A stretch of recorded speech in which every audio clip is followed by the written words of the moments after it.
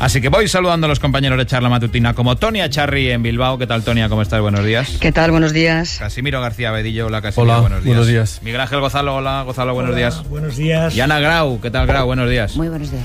Bueno, ¿qué mensaje o qué recorrido político le veis, Tonia, a toda esta sentencia del caso Nos? Por lo que implica, no ya solo para los afectados, lógicamente, sino incluso a la propia estructura, a la Casa Real y demás. Perdón. Pues hombre, yo creo que hay un mensaje clarísimo, que es que a pesar de todos estos años en los que ha durado la instrucción, que existieron teorías conspirativas de trato de favor, de agoreros que preconizaban que nunca veríamos lo que estamos viendo ahora, que nunca veríamos a una infanta sentada en el banquillo y que nunca veríamos a un familiar del rey en la cárcel, que esto parece que se va a producir en las próximas horas, pues yo creo que es una demostración de que a pesar de todo eso y a pesar de tantos prejuicios, la justicia funciona y la separación de poderes también. Es decir, que eso yo creo que es la primera sensación que tenemos que tener, y que además que yo creo que es muy tranquilizadora. O sea, saber que se ha demostrado con este caso y con otros muchos, porque hemos visto a exministros, a banqueros y a empresarios condenados por corrupción, los hemos visto ante los jueces y los hemos visto en la cárcel. Es decir, que bueno, yo creo que con este caso en concreto, en democracia no hay intocables. Este proceso lo está demostrando, y yo creo que nos tenemos que felicitar porque la justicia y la separación de poderes está funcionando. Su ex socio Diego Torres ya ha llegado a la audiencia de Palma y estamos esperando, tiene de margen hasta las 2 a que llegase, o es la figura más mediática, la que puede despertar más interés mediático, lógicamente, la de Iñaki Urdangarín. Recorrido político, si queréis, o recorrido en general a esta noticia, Casimiro. Bueno, yo escribí ayer en El Independiente que esta sentencia prácticamente no hace daño a la corona, no hace daño a la monarquía, a pesar de que, bueno, inmediatamente Pablo Iglesias salió diciendo que la monarquía está ligada a la corrupción, pero otro gallo hubiera cantado si en vez de ser Felipe VI fuera Juan Carlos I el que ocupara el Palacio de la Zarzuela. Es decir, que evidentemente aquí lo que se ha producido en los últimos años en España ha sido una operación de Estado muy inteligente, que ha sido la de la abdicación del rey. Esa abdicación del rey ha construido por sí misma un cordón sanitario en torno a la monarquía. Y también la actitud del propio Felipe VI, una de cuyas primeras decisiones fue la de retirar el ducado de Palma a su hermana y a su cuñado, y tomar otra serie de decisiones digamos en línea con una mayor transparencia. Implantó la obligatoriedad de hacer una auditoría externa, la prohibición de regalos de determinado valor, la prohibición de trabajar para empresas privadas del entorno de la familia real, etcétera. Y yo creo que por lo tanto, aunque es una noticia muy relevante, por primera vez un miembro de lo que fue la familia real, que luego la familia real conceptualmente quedó restringida a los reyes, a los príncipes de Asturias y a sus hijos, pero un miembro de lo que ha sido la familia real entra o va a entrar en prisión por un caso de corrupción. La sentencia que del Supremo deja absolutamente sentado que lo que se produjo fue una posición de privilegio por parte de Urdangarín como consecuencia de su matrimonio con la hija del jefe del Estado, y llevó a cabo pues todo tipo de negocios en beneficio propio, y bueno, pues ahí están los delitos, no se pueden discutir, pero lo que sí es bueno para la institución, aparte de lo que ha dicho Tonia, que es verdad que las instituciones funcionan, es que la monarquía no se va a ver afectada esencialmente por esta sentencia. Gózalo. Yo me sumo a lo que han dicho Tonia y Casimiro. Efectivamente, no creo que esto afecte a la monarquía, y creo que se cumplen las leyes, que es lo que hay que pedir en un país, incluso aunque sea tan ineficiente como el nuestro. Pero yo creo que en este asunto dos cosas. Una, que la historia hay que verla con perspectiva, como la ven los historiadores, y efectivamente ahora entendemos por qué abdicó el rey Juan Carlos.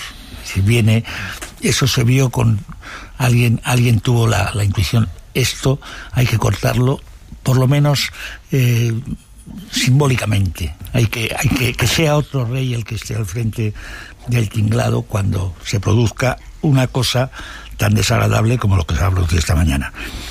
Y en este asunto yo creo que el pescado está vendido. El pescado está vendido ya. Ahora viene el morbo, lo desagradable, lo triste, lo más vengativo. Esa cosa. Por eso yo, Tonia, yo no me felicito de nada. Que el país funcione, bueno, eso es para felicitarse. Sí, bueno, pero decir, nada más. Teniendo en cuenta lo que decía los agoreros. Pero ahora esa gente esperando a ver cómo entra en la cárcel este chico tan alto que, pues yo creo que eso no añade nada especial a la historia que estamos viviendo y que hay que verla en perspectiva. Lo importante es efectivamente que se cumplen las leyes, que el país funcione razonablemente y que, por fortuna, y yo me sumo a lo que ha dicho Casimiro, no creo que esto afecte a la monarquía. Y me queda Ana Grau. Bueno, final tranquilo, que no exactamente final feliz. A ver, los partidos políticos purgan sus pecados con dimisiones y perdiendo elecciones. Las casas reales las purgan con abdicaciones y con graves crisis familiares. O sea, la familia real como familia ha sufrido mucho por este asunto. Yo creo que, queda un mal sabor de boca. Yo siempre he pensado que en este juicio había mucho pan y circo. O sea, que había más escándalo que delito y más a veces oscuras intenciones que culpar, que había cierta desproporción entre lo que había pasado y lo que se estaba intentando castigar. Creo que la gente también ha percibido que de algún modo Urdangarín ha sido el chivo expiatorio de una serie de prácticas que, si se hubieran querido llevar más lejos, investigar hasta el final, habrían podido hacer mucho más daño a la familia real. Bien está lo que bien acaba, o no demasiado mal. Es verdad que ahora seguramente asistiremos tarde o temprano a la breve entrada en la cárcel del yerno del antiguo rey y cuñado del actual. Aquí paz y después gloria. Yo me quedo con el mal sabor de boca de que este caso hizo aflorar a muchos servidores públicos, que a los que tenían que guardar nuestros dineros, que querían hacerle la pelota a la Casa Real con eso. Esperemos que todo esto sirva no para un espectáculo de vendetta cívica y de vileza política, sino de una verdadera reeducación y reoxigenación. Y esperemos que la monarquía efectivamente salga, no sé si reforzada, pero por lo menos no tocada este asunto, porque la necesitamos mucho en estos momentos como institución. Llegamos a las 9:15, 8:15 en Canarias. Hoy tenemos invitado aquí también en la tertulia, es Juan Rusell, es el presidente de la COE, de la Confederación Española de Organizaciones Empresariales. Señor Rusell, Juan, ¿qué tal? Buenos días. Buenos días. ¿Algo que aportar a esto de la sentencia del caso? No, si me meto ya en otras cuestiones, ¿alguna valoración? Cuando hay una sentencia, lo que hay que hacer es respetar la sentencia, punto, raya, final, sin ningún otro comentario. Tiene una cita en 1:03 en la Moncloa. Sí, en 1:03. ¿Es la primera vez que va a ver a Pedro Sánchez como presidente del gobierno? Sí, hace pocos días que ha llegado, por tanto. Pues a lo mejor habían mantenido algún encuentro y no me había enterado o algo. Digamos, la obligación es preguntar, ¿eh? Cara a cara, ¿no? La obligación es preguntar. ¿Y con qué ánimos llega como representante de la patronal a esa cita? Bueno, yo creo que es normal que el presidente de gobierno, y cuando es presidente de gobierno desde hace pocos días, pues se reúna con empresarios y sindicatos, pues para explicarle el estado de situación de las muchas cosas que siempre tenemos encima de la mesa. Por ejemplo, reforma laboral, ¿la intención es derogarla o limitarla, o defínalo como usted quiera? Yo creo que una cosa son las expresiones y otra cosa son las realidades. La legislación laboral no se puede cambiar de un plumazo. Hay más de 7.000 leyes en este país. Hay reformas laborales desde que hicimos el Estatuto de los Trabajadores allá por principios de los años 80 hasta la fecha. Hemos cambiado unas 55 veces de legislación laboral de una manera o de otra, y por tanto que se puede mejorar, que se puede rectificar, que se puede adaptar a la nueva realidad, y esa nueva realidad es la economía digital, sin duda alguna, que se puede hacer, y lo que hemos de ser es suficientemente inteligente todos como para mejorarla y no destrozarla. Por ejemplo, también pensiones, y no sé si con la decisión tomada este martes en el Congreso se augura una vuelta de las pensiones ligadas al IPC. Bueno, lo que sí que está claro es de que nosotros tenemos un incremento muy importante de pensiones en los últimos años. Miremos de que, pues, por ejemplo, en el año 2000 nos gastábamos en pensiones alrededor de 57.000 millones de euros. Este año pues va a pasar de los 140.000. Por tanto, en los últimos años hemos tenido un crecimiento muy importante de las pensiones. Nos hemos quedado sin hucha. Bueno, nos quedan solamente 8.000 millones de la hucha. En los años en que hemos tenido inflaciones muy bajas, pues la inflación no ha sido un problema. En estos momentos de que empezamos a tener inflación pues de 1,5 puntos, de 2 puntos, pues quizás algún año en las pensiones pequeñas pues tenemos que hacer alguna variación, y yo creo que en eso estamos en el Pacto de Toledo para ver cómo podemos ir modulando, y después sin olvidarnos, por supuesto, de que por la vía de los ingresos, cómo conseguimos más ingresos para que al final la suma y la resta no nos haga el sistema deficitario y por tanto inviable. ¿Qué escenario prefiere? ¿Que se revaloricen todas siempre o solo algunas y yo cuando creo no haya que crisis? en función de las posibilidades de cada año o de cada 2 años, y viendo de dónde vienen, yo creo que lo más importante es si creamos más empleo, y los empleos pues traen como consecuencia cotizaciones de la Seguridad Social, ahí esa sería la solución. Lo que pasa que estamos creando empleo en los últimos años pues a razón de 450.000 cada año. Si en un par de años creamos 1 millón de empleos, el tema de la Seguridad Social pues pintaría mucho mejor que ahora. Y luego el pacto salarial, porque según a quien pregunte me dicen que es inminente, luego no es tan inminente. No sé si hay acuerdo con sindicatos para poner ya una cifra sobre la mesa o no. Las convocatorias del sábado están desconvocadas, pero el acuerdo no acaba de cristalizar. Bueno, el año pasado pasó también lo mismo, ¿no? Estábamos a punto y al final no fue posible. Nosotros pusimos encima de la mesa una recomendación que fue mucho más generosa, por llamarlo de alguna manera, de los resultados que dieron a final de año, y este año pues lo que sí que tenemos es una realidad. La realidad, ¿cuál es? De que en este momento, pues con datos a final de mayo, el 54% de todos los trabajadores ya tienen convenio. Y con una cifra del 1,56%. Es verdad que en los últimos convenios es con cifras más elevadas, y que nuestra oferta anda por ahí, y que estamos con los sindicatos pues afilando el lápiz. Y yo creo que esta vez si no llegamos a un acuerdo, pues algo mal habremos hecho. Por lo tanto, yo soy bastante optimista. ¿Y de qué depende? ¿Dónde está el matiz? ¿Va a ser hoy? No, una cosa son los números y otra cosa son de que, aparte de los números, pues hay otros temas importantes de modificación, rectificación, mejora de la legislación laboral en diferentes temas, de que pues no es que tengamos confrontación, sino que lo vemos de distinta manera, y entendemos de que tenemos que ponerlo encima de la mesa. El tema de la formación, el tema del absentismo, yo creo que son temas importantes de que hemos de mejorar. Los ministros del área económica, que le han ido pareciendo ahora ya con cierta tranquilidad, cierta tranquilidad ha pasado una semana, pero bueno, ¿qué le parecen los ministros, las ministras en mayoría? Bueno, yo creo que a los ministros y a las ministras lo que hay que dejarles, y especialmente cuando ha habido una reorganización del gobierno, hemos pasado de un gobierno de 13 ministerios a un gobierno de 17, con una reordenación de áreas que algunas todavía no se entienden del todo bien, no nos han sido explicadas del todo bien. Por ejemplo, bueno, pues todavía están en proceso de reorganización. Hay ministerios pues de que han perdido toda una serie de competencias, hay otros que las han ganado, hay como ministerios donde se han quedado sin secretarías de Estado, otros que tienen otras secretarías de Estado, y por tanto hay que haber la reorganización total de todos los ministerios, y a partir de ahí ver encima de la mesa qué es lo que ponen, cuáles son sus objetivos, y entonces a partir de ahí hablar con todos y cada uno de ellos y ver qué es lo que podemos hacer. Hay muchas cosas pendientes, como es normal y lógico. ¿Entiende como un mensaje de tranquilidad hacia Bruselas el nombramiento, por poner un ejemplo, de Nadia Calviño? Bueno, sí, yo creo que es que digamos lo más normal del mundo. Digamos, yo no veo ningún ministro ninguna ministra que diga alerta, cuidado, que aquí habrá un problema. Yo no veo, en estos momentos no veo ninguno, como no lo vi en el gobierno anterior.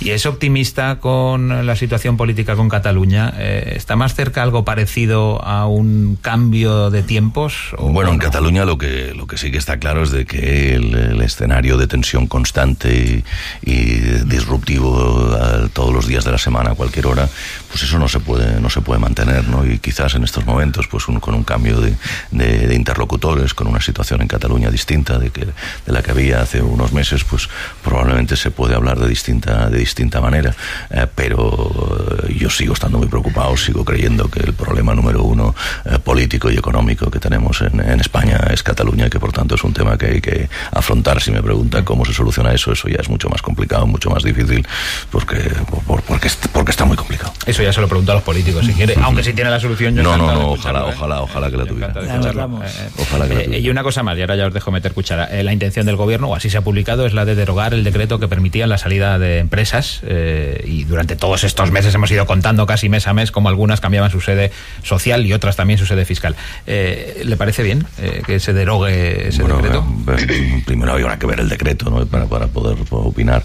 Yo creo que en estos momentos hubo un momento pues de punta en cuanto a que las empresas decidieron pues irse de Cataluña pues hacia otros lugares, no solo de España, sino fuera de España. Y yo creo que este es un dato que muchas veces nos olvidamos, pero que es el dato clave, porque la pérdida más importante que puede tener las empresas radicadas en Cataluña son las empresas multinacionales que en un momento dado deciden que su siguiente inversión no se va a hacer en Cataluña, sino que se va a hacer no en Aragón, no en Valencia, no en Madrid, sino que se va a hacer fuera de España. De eso nos estamos olvidando y ese es el gran número, ese es el grave problema.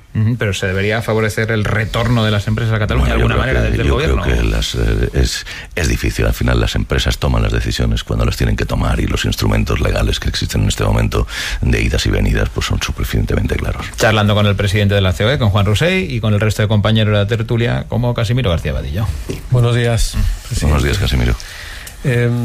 Acabamos de oír en esta misma emisora la portavoz del Partido Socialista hablar de reparto de la riqueza.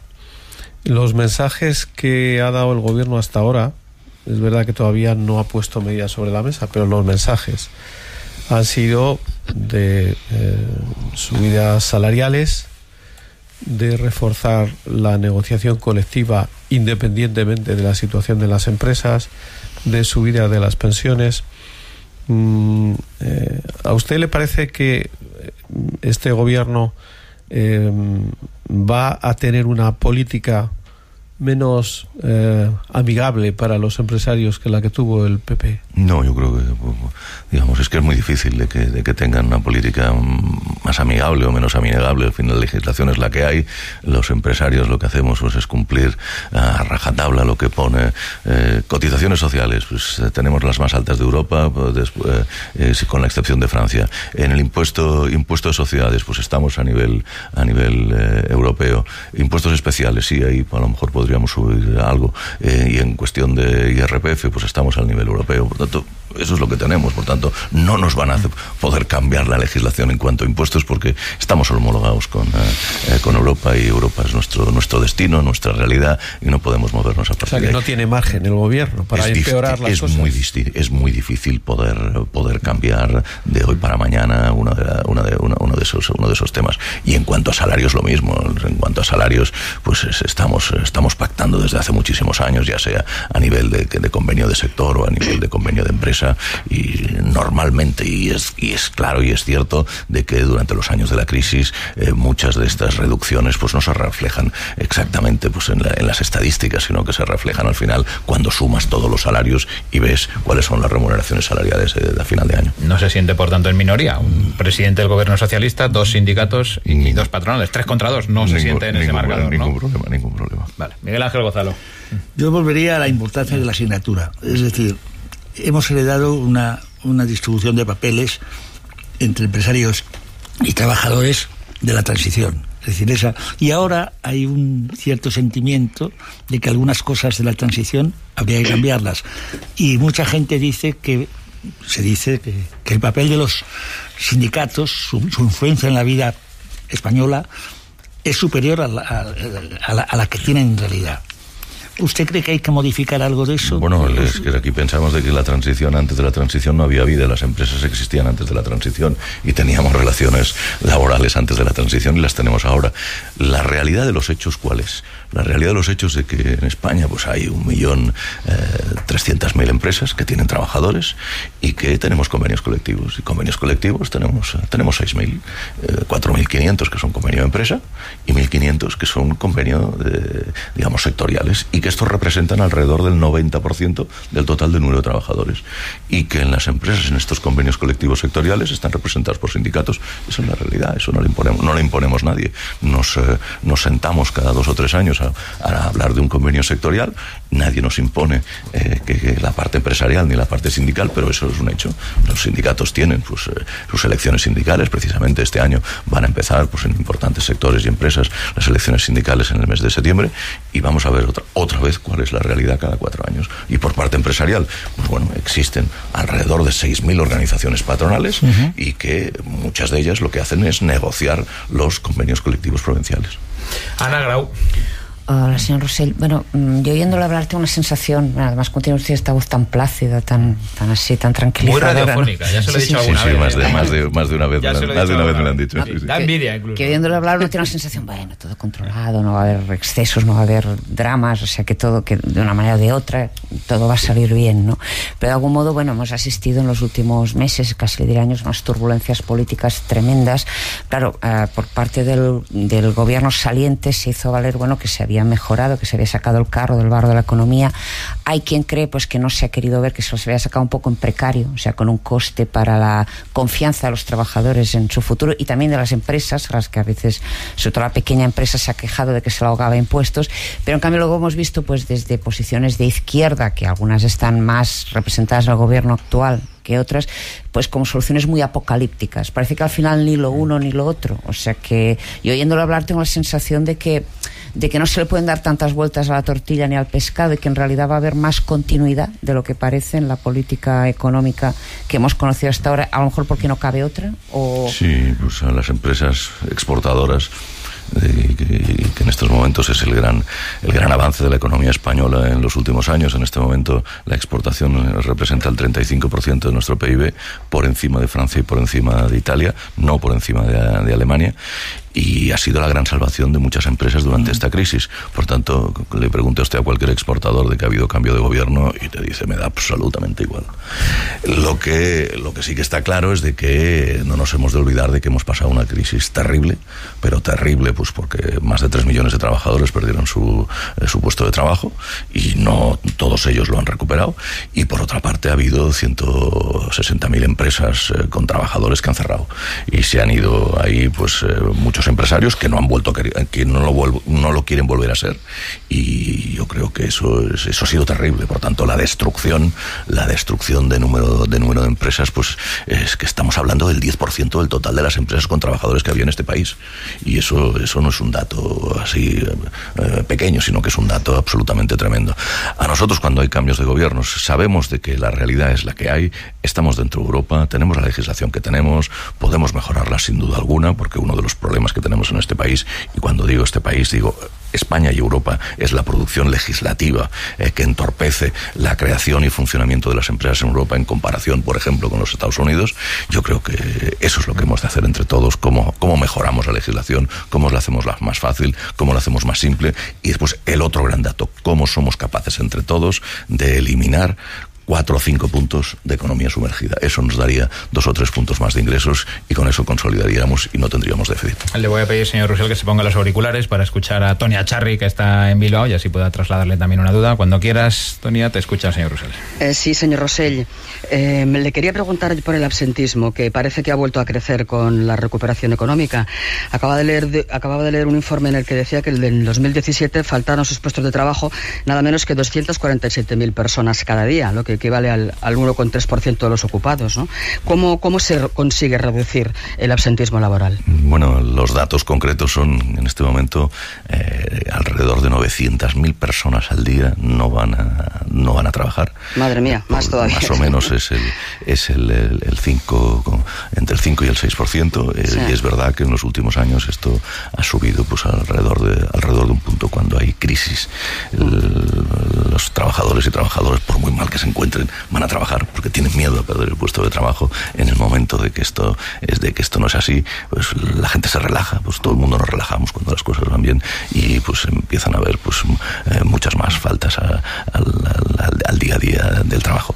Y lo que nosotros estamos planteando es decir, vamos a analizar esos números, vamos a analizar qué días hay más absentismo, qué días menos, cuáles son las patologías más importantes, lo tenemos perfectamente identificado planificado, y a partir de ahí lo que intentamos, por ejemplo, pues en la negociación laboral, decir, si somos capaces de bajar un punto de absentismo, somos capaces también de este punto de absentismo que ganamos las empresas, repercutirlo en incremento de salarios, por ejemplo, del 0,20, del 0,25%. Esto empresa por empresa y sector por sector, los empresarios eso lo vemos con muy buenos ojos. Dos cosas más. Una, aranceles Unión Europea-Estados Unidos. No sé si la punta del iceberg sería las aceitunas negras, por ejemplo. El Departamento de Comercio de Estados Unidos sube el arancel a la aceituna, pero luego está aluminio, acero, importación de motos, de pantalones vaqueros. ¿Esta guerra comercial de aranceles entre uno y otro lado del Atlántico es ya inevitable? Bueno, aquí la clave es de que si estamos a favor de los aranceles o no estamos a favor de los aranceles. Cuando lo ves en clave interna, pues normalmente se quieren los aranceles. Digamos, el presidente americano en este momento se está vanagloriando de que buena parte de las futuras inversiones de las grandes empresas del automóvil en los Estados Unidos se van a hacer en Detroit y en Chicago en vez de en Tijuana, y eso es una realidad. Pero si vamos cerrando y vamos poniendo aranceles por parte de todo el mundo, y especialmente pues en el mundo, llamémoslo occidental, pues yo creo que vamos a tener gravísimos problemas. Lo que pasa que después de decir esto el señor Trump empieza a poner pues en el tema con Canadá eso no va a ser verdad, en el tema de México tampoco en estos aspectos. Por tanto, una cosa son los enunciados, una cosa es lo que dices y otra cosa es al final lo que haces. Y como representante de la patronal, al final, me gustaría pedirle un comentario sobre ese choque de trenes que se está viviendo en una empresa icónica de este país como es el Corte Inglés. Parece un culebrón todo lo que se viene publicando en los últimos días. El titular hoy de Expansión, que entrevista a Dimas Jimeno: voy a dar la batalla porque llevo en la sangre el ADN del Corte Inglés. ¿Algo que decir de esta situación interna del Corte Inglés? El Corte Inglés es una grandísima empresa, es una grandísima empresa a cada cual como cliente admiro y como proveedor también. Por tanto, yo espero y deseo de que arreglen los problemas accionariales y que simplemente pues en el mínimo espacio de tiempo posible las aguas vuelvan a estar tranquilas. ¿Le preocupa que se pueda estar poniendo en riesgo la inestabilidad, claro, la estabilidad del Corte Inglés? Sí, pero suficiente, un barco suficientemente grande como para que digamos no haya ningún peligro, digamos. Y lo miro más como cliente, muy buen cliente, y como proveedor, también como proveedor. Juan Ros, el presidente de la patronal, en hora y 27 minutos tiene usted una cita en la Moncloa. Le da tiempo más que de sobra, para sin duda alguna. Muchísimas gracias por estar con nosotros. Muy buenos días. Bueno, y aprovecho ya para despediros, muchachos, para que tengáis un buen día y una mejor semana. Hoy con invitado en la tertulia Ana Grau, muchas gracias. A vosotros. Tonia Charri, muchas gracias. Ha sido un placer. Casimiro García Badillo, hasta la semana que viene, Casimiro. Miguel Ángel Gonzalo, adiós Gonzalo. Chao, chao.